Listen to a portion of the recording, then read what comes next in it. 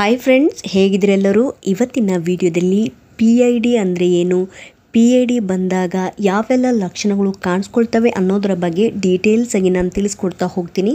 So ಹಾಗಾಗಿ ಯಾರೆಲ್ಲ ಇದುವರೆಗೆ ನನ್ನ ಚಾನಲ್ನ ಸಬ್ಸ್ಕ್ರೈಬ್ ಮಾಡಿಲ್ಲ, ಪ್ಲೀಸ್ ಸಬ್ಸ್ಕ್ರೈಬ್ ಮಾಡ್ಕೊಳ್ಳಿ, ಪಕ್ಕದಲ್ಲಿ ಬೆಲ್ಲೈಕನ್ನು ಕೂಡ ಕ್ಲಿಕ್ ಮಾಡ್ಕೊಳ್ಳಿ.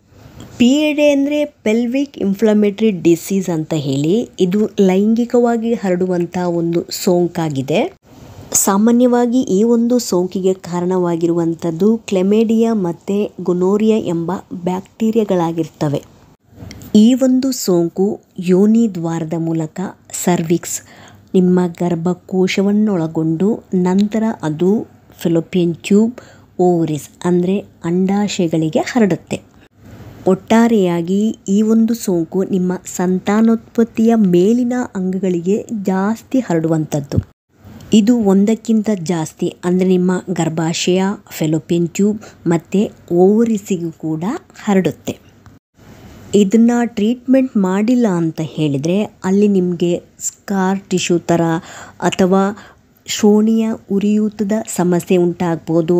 ಲೈಕ್ ಅದನ್ನು ಬಾವುಗಳು ಅಂತ ಹೇಳ್ತೀವಿ, ಅಂದರೆ ಇನ್ಫ್ಲಮೇಷನ್ ಥರ ಅಲ್ಲಿ ನಿಮಗೆ ಕಾಣಿಸ್ಕೊಳ್ಬೋದು.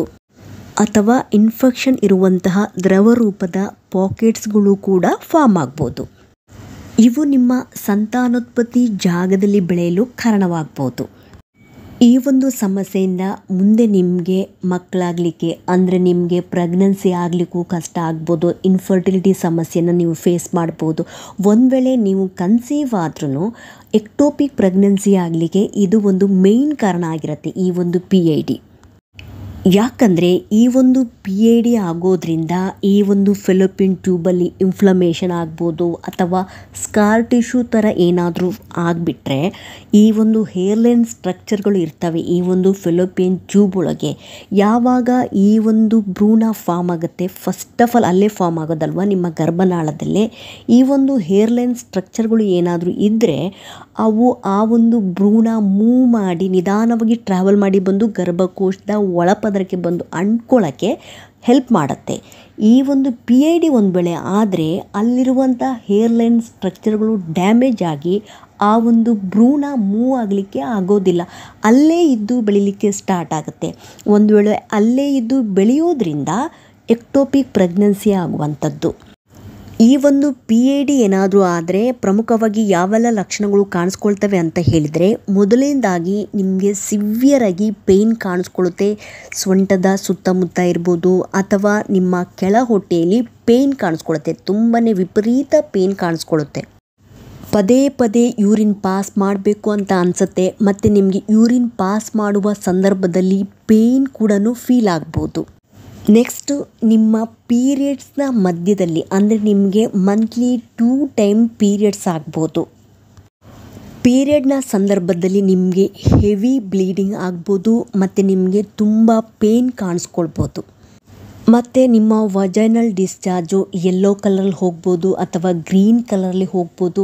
ಇದರ ಜೊತೆಗೆ ಬ್ಯಾಡ್ ಸ್ಮೆಲ್ ಇರ್ಬೋದು ಮತ್ತು ನಿಮಗೆ ಅಲ್ಲಿ ಇಚ್ಚಿಂಗು, ರೆಡ್ನೆಸ್ಸು ಈ ರೀತಿಯ ಫೀಲ್ ಆಗುತ್ತೆ. ಇದರ ಜೊತೆಗೆ ಚಳಿ ಜ್ವರನೂ ಕಾಣಿಸ್ಕೊಳ್ಬೋದು. ನಾಸಿಯಾ, ವಾಮಿಟಿಂಗ್, ಸುಸ್ತು, ತುಂಬ ತಲೆನೋವು ಕಾಣಿಸ್ಕೊಳ್ಬೋದು ಮತ್ತು ನಿಮ್ಮ ಪೀರಿಯಡ್ ಇರ್ರೆಗ್ಯುಲರ್ ಕೂಡ ಆಗ್ಬೋದು. ಅಂದರೆ ನಿಮಗೆ ಏನು ತಿನ್ನಲಿಕ್ಕೂ ಮನಸ್ಸಿಲ್ದಿರ್ಬೋದು ಅಥವಾ ಹಸಿವೇನೇ ಆಗದೇನೂ ಇರ್ಬೋದು. ಈ ಥರ ಒಂದು ವೇಳೆ ನಿಮಗೇನಾದರೂ ಸಿಮ್ಟಮ್ಸ್ಗಳು ಕಂಡು ಬಂದರೆ ನೀವು ಅಗತ್ಯವಾಗಿ ಡಾಕ್ಟ್ರನ್ನ ಕಾಣಬೇಕಾಗತ್ತೆ. ಅವರು ಅದನ್ನು ಟೆಸ್ಟ್ ಮಾಡಿ ಬೇಕಾದ ಟ್ರೀಟ್ಮೆಂಟನ್ನು ಕೊಡ್ತಾರೆ. ಇವತ್ತಿನ ವಿಡಿಯೋದಲ್ಲಿ ನಾನು PID ಅಂದರೆ ಏನು, ಯಾವೆಲ್ಲ ಲಕ್ಷಣಗಳು ಕಾಣಿಸ್ಕೊಳ್ತವೆ, ಯಾವ ಬ್ಯಾಕ್ಟೀರಿಯಾ ಇದಕ್ಕೆ ಕಾರಣವಾಗಿರ್ತವೆ ಅನ್ನೋದರ ಬಗ್ಗೆ ಡೀಟೇಲ್ಸ್ ಆಗಿ ನಾನು ತಿಳಿಸ್ಕೊಟ್ಟಿದ್ದೀನಿ.